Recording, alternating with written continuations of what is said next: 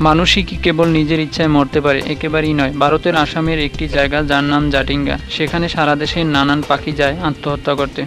শুনে চমকানোর কথা। যাকে যাকে সেখানে প্রতি বছর পাখি আসে স্বেচ্ছায় জীবন বিসর্জন দিতে। দীর্ঘদিন ধরে চলে আসছে পাখিদের এই আত্মহত্যা। বিশেষ করে সেপ্টেম্বর থেকে নভেম্বর মাসের সন্ধ্যার দিকে দূর দূরান্তের পাখিরা চলে আসে আসামের জাটিঙ্গায়। আর প্রায় 1.5 কিলোমিটার এলাকা জুড়ে তারা উপর থেকে নিজেদের আশ্রয় ফেলে আত্মহত্যা করে।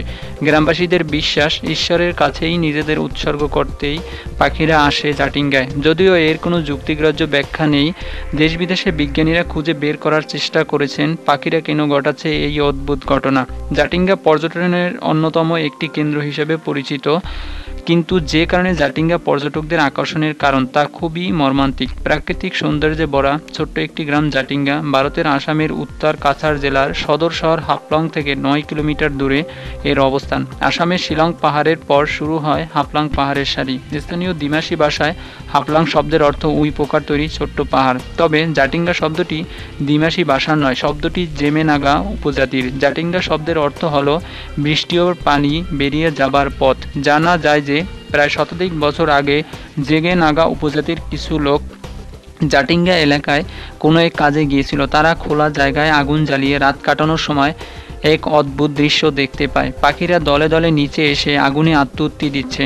এখন জেনে নাগা উপজাতিরা এখানে বাস করে না, তাদের ধারণা জায়গাটি অস্বাস্থ্যকর। জাটিঙ্গায় বর্তমানে জৈনতা জাতির বাস।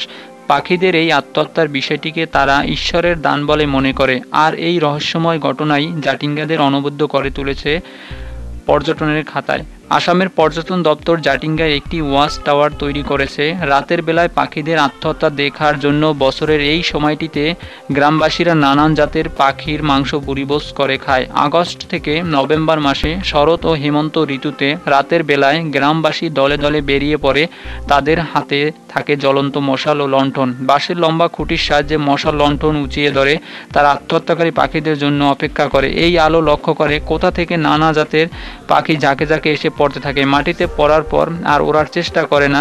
মাটিতে পড়ে থাকা পাখিগুলো গ্রামবাসী পিটিয়ে মেরে ফেলে এবং রান্না করে খায়।